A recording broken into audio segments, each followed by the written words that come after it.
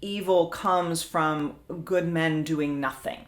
I hope that that's not too much of a misparaphrase, but that's the idea of the quote. That's so powerful in today's world because we have a chance, especially as women, to do something different because we now have a say in our own lives. We now have a say in our own reality, and we now get to decide our futures.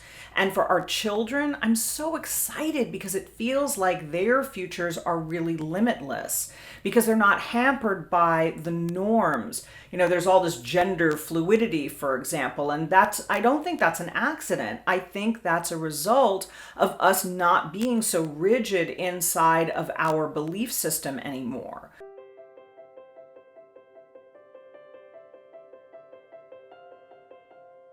Learn the ways of the goddess and accomplish much more with so much less effort.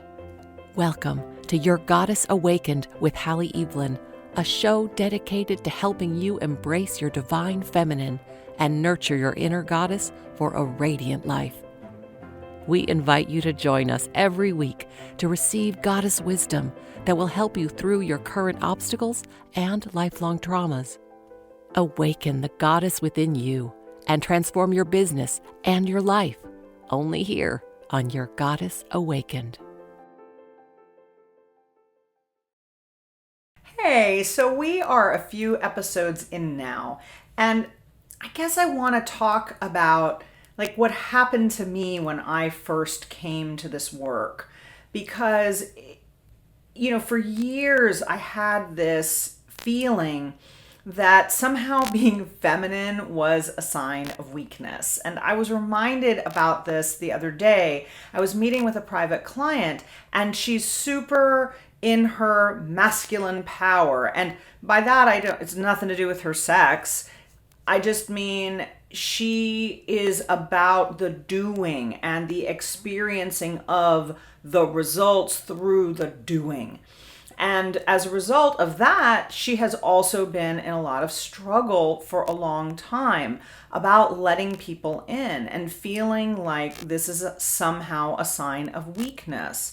And I said to her, I left my first husband because of that, because I felt that he was weak.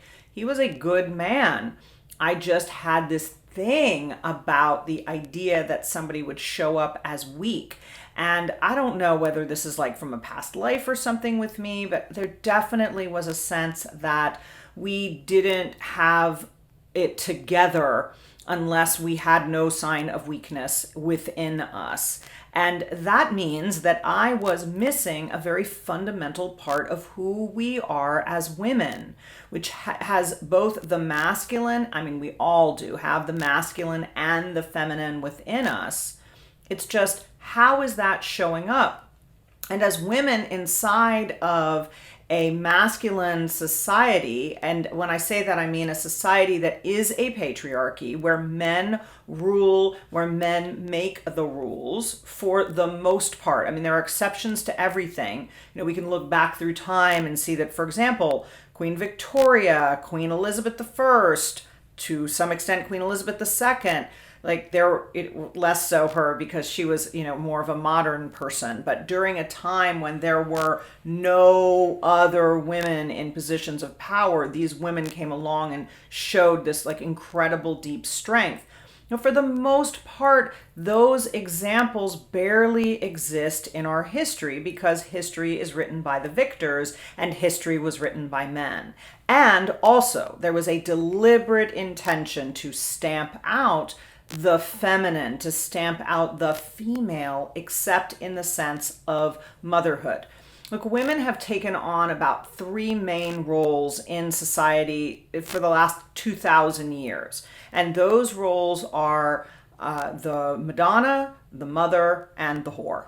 And those roles can be seen across all of society, women who are venerated for being a Madonna, women who are lauded or who are loved for being a mother, and women who are desired and yet ostracized for being a whore, but definitely put into those three categories. And that is a gosh darn shame because it limits women so much. And it has had terrible repercussions on our society. So when I came to this material at first, it was with this sense of there is weakness in women and that's to be avoided. So I started off as a coach. Now I'm in I think this is my 7th year of coaching. So I started off at least, like until a couple of years ago, I was still rejecting the feminine. And that meant that I was rejecting the receiving parts of me. I was rejecting the softer parts of me. I was rejecting the balance of the masculine and the feminine. For me, being, able to play with the boys, for example, which I've been doing in business for, 30 years now, that was very important to me. But it meant leaving behind a big part of who I truly am. It took me a long time to accept the idea that I was a healer. The first time those words came out of my mouth, I was in Egypt, and I really wanted to be claim the thing that was happening for me in that moment. And instead, what came out was like, I'm a healer, and followed by me bursting into tears because that wasn't okay with me. And that, I think, comes from that feeling that we have of being in the feminine and having that not be okay. In our past lives, if you believe in past lives, you were probably tortured and or killed for being a powerful woman, even for being a healer. For knowing too much, that was enough, really. I mean, honestly, for having red hair was often enough to be put to death because they believed that you were a witch if you had red hair. Hello, probably wouldn't have made it to this age. And then there was the whole idea of a woman trying to assert herself. That was a big no-no, and you also would have been killed. If you do not believe in past lives, think in terms of it as your ancestry, how your grandmothers were, and the fact that those women were often put to death for the beliefs that they had and for the education that they had. And that robbed us of so much. So what I want to talk about today especially is how has this lack of the feminine trickled down? So in a modern woman's world, a lot of women have that same fear that I had, which is it's not okay to be feminine. It's dangerous, possibly. However, it's also not desirable. Being masculine, and when I say that, I mean being assertive, being decisive, being a doer, being an action taker, all of which are absolutely wonderful and have value. It's just in balance or out of balance, in balance or exclusively in that direction. As a woman, that is exhausting. Women go home and they sit in front of their TVs, so do men, and that from, after a long day of work, they're sitting in front of their television sets. That's somebody receiving. And what are we receiving? We're receiving all the ugly. We're receiving all of the violence and all of the terrible things that have happened on the news that day, and all of the the detective shows and the shows that show war and killing, and we're receiving very masculine information, but we're so exhausted that we need to be filled up, and that's why we're sitting in receiving mode to begin with.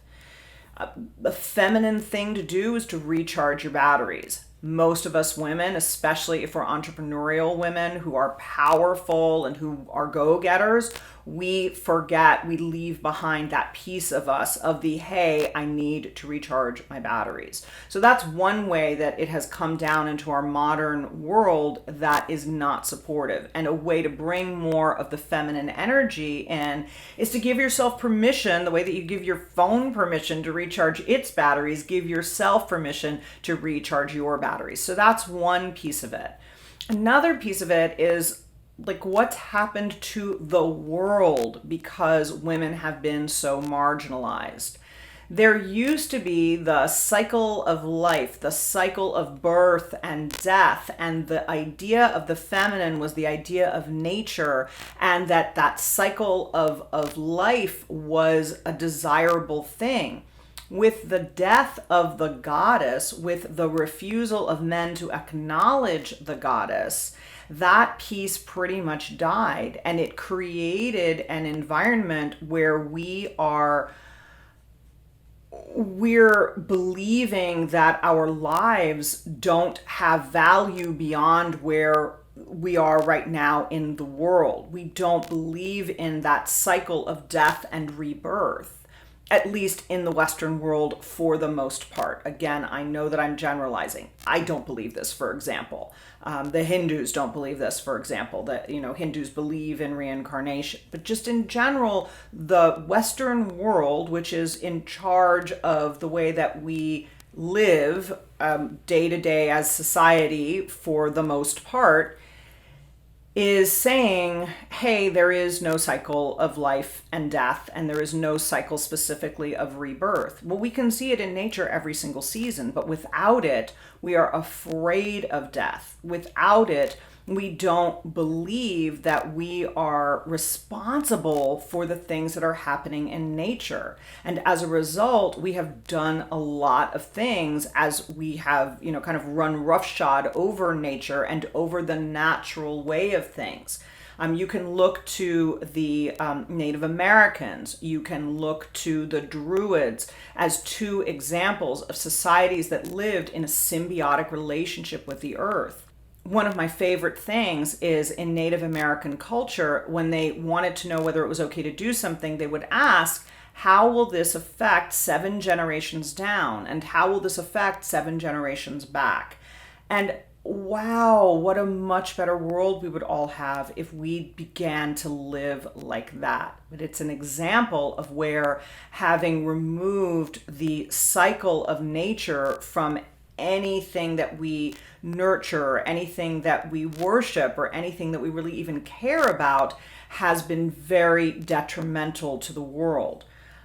We blow the tops off of mountains to scoop out what's inside, and there are, and we make a lot of money doing that, and then we say, oh, well, that's necessary for our society to continue. It isn't necessary for our society to continue, and in fact, we are not taking into consideration how many problems we're causing for the earth through fracking, and yet we just keep doing it, and we can't argue against it enough to say the harm that it's doing to the earth outweighs any money that can be made. We don't have that rule set up in our society because it is a patriarchal society. Now, before I go any further, I feel like I have to say, I love men. Like, I love, love, love men. I had great relationships with men for, the first 45 years of my life. My life partner is now a woman. However, I still love men. I still work with men. I choose mostly to work with women these days, but I definitely always have, a couple of male clients that I'm working with privately. And I think men are yummy and wonderful and are really, in partnership with women, amazing. And the men that I know who believe that the sacred divine feminine has a place in their world are some of the most magical people that I know. So I don't want to talk about denigrating men even as a race, but I do want to point out that it is the rules of men against women for millennia that have put us in the situation that we are with our world. Whether that's slavery, or the way that we treat nature, or the way that we treat sex, all of it is about women being bad in some way and therefore being marginalized or being put down or being removed. And we have got now this Metoo movement where women finally have understood. There are enough of us saying, this isn't okay, and I don't like the way that I'm being treated by the world, and it's not right. And it's hard on a day-to-day, on a moment-to-moment basis. We dismiss this stuff. We say things like, oh, that's just locker room talk. I got into an argument with a dear friend the other day because he said, oh, I wouldn't talk to a man, a man, would not talk to another man and say the way that you're talking about that woman over there who can't hear you isn't okay. And he was talking about an incident that had happened a good 20, 25 years ago. And I said, well, today, of course, you'd say something. And he goes, oh, no, I wouldn't. And I thought, wait a minute, we have to say something. It's why in the Black Lives Matter movement, it's no longer enough to stay silent. We have to be anti-racist, and anti-racist means to speak up and to say that's not okay, which, by the way, is something that I've been doing for my entire life. I mean, I have incidents going back to my childhood where, hands on my hips, I'm demanding that people show up better because something happens in me, in my heart, and when that thing occurs, I kind of see red, and then I have to blurt out the thing that is the injustice that must be righted. However, there are times in my lifetime when it could have gotten me killed. Somebody just needed to have a gun and not be okay with me. And I mean, I really have overstepped the line many, many times because that sense of injustice, once it gets the better of me, I just I can't see past that. And, hopefully there will be no bad consequence for me in this lifetime to show up the way that I feel like I need to show up. I just feel like at this point, we all must show up for each other because the world is starting to change. Finally, things are starting to shift. And as you are listening to this or watching this, you're doing it at a time when we've just come into this age of Aquarius. And in this age of Aquarius, it's different than it was in the sense of there's a different energy that's coming in. There's a different movement that's coming in. One of the episodes that's coming up, we're going to be talking with Solera, who's this wonderful woman who channels a group of spiritual guides. And I ask the question about the pendulum's shifted so far down this way, and what happens to, is it going to have to shift all the way in the other direction? And I think I want to save the answer for the next episode because it was so profound and it really helped me. But what I will say is that, it all starts from in here. It all starts from inside of us in our individual hearts. And that change is never going to come from the outside, and it's never going to come just from other people. I hope I'm not misquoting. I know John F. Kennedy said, evil comes from good men doing nothing. I hope that that's not too much of a misparaphrase, but that's the idea of the quote. And that's so powerful in today's world because we have a chance, especially as women, to do something different because we now have a say in our own lives. We now have a say in our own reality, and we now get to decide our futures. And for our children, I'm so excited because it feels like their futures are really limitless because they're not hampered by the norms. There's all this gender fluidity, for example, and I don't think that's an accident. I think that's a result of us not being so rigid inside of our belief system anymore. Now, I don't think people need to be called they in order to be happy, at least not most people. Some people, absolutely. However, so I don't know that that's going to catch on for every one of us. how, and I shouldn't have said it like that because it's people, they, and what I mean is that an individual, I don't think that an individual needs to be called they in order to be happy for the most part. There are people who do. However, most of us are going to be happy still receiving gender identification of a he or a she, and that's not going to bother us. It's an invitation to be more than we are. It's an invitation to explore and to experiment, whether that's with our sexuality or with our gender or with our job choices.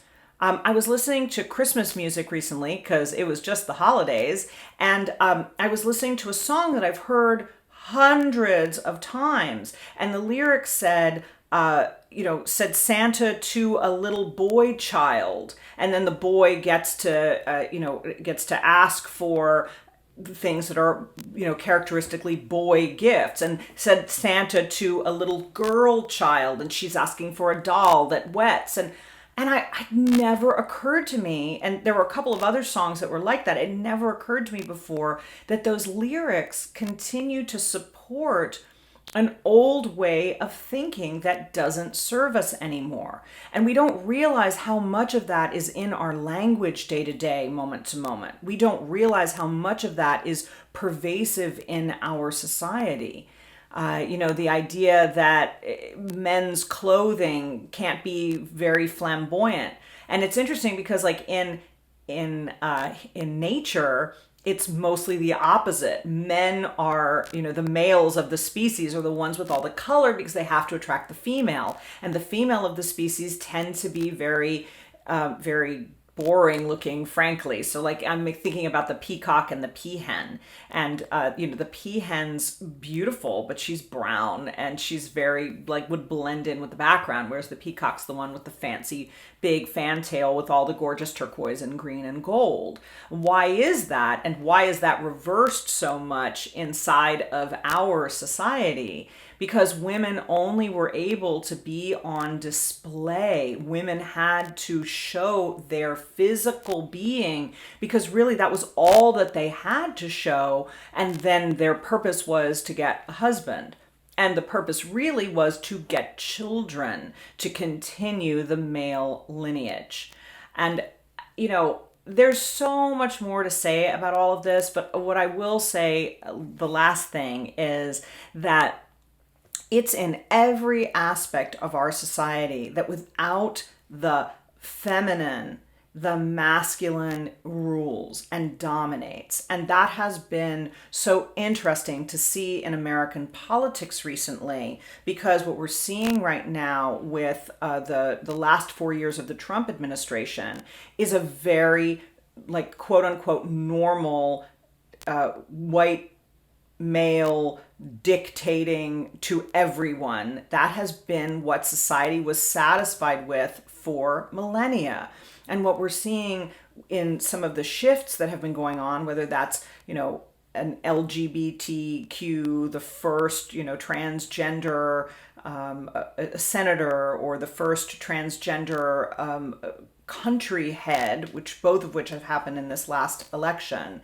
And then we're also seeing bigger shifts for us anyway, like, of the first woman vice president. So it's us as a society saying we're not going to be satisfied with that status quo, that things need to be different, that's causing the shift of the pendulum to go in the other direction. So I want to leave you with asking yourself, where in your life are you squashing the feminine? Where in your life are you saying it's not okay for me to be softer, or it's not okay for me to receive, or it's not okay for me to allow help to come into my life? I have to do everything myself. All of those are very masculine ways of being. I know, because not only have I worked with hundreds of women who have shown up that way, I also experienced all of those things myself for years and years and years. So what if it was time to shift that for you? Would that be okay? All right, I will see you next time on Your Goddess Awakened, where we will be having tea with Solera and doing some channeling with the guides. Blessings. You have just listened to another enlightening and transforming episode of Your Goddess Awakened with Hallie Evelyn. We hope you enjoyed your time with us and join us again next time so you can continue your journey towards a full transformation. For additional resources and to learn more about working with Hallie Evelyn, visit HallieEvelyn.com. Receive more, do less, and love your life. Only here on Your Goddess Awakened.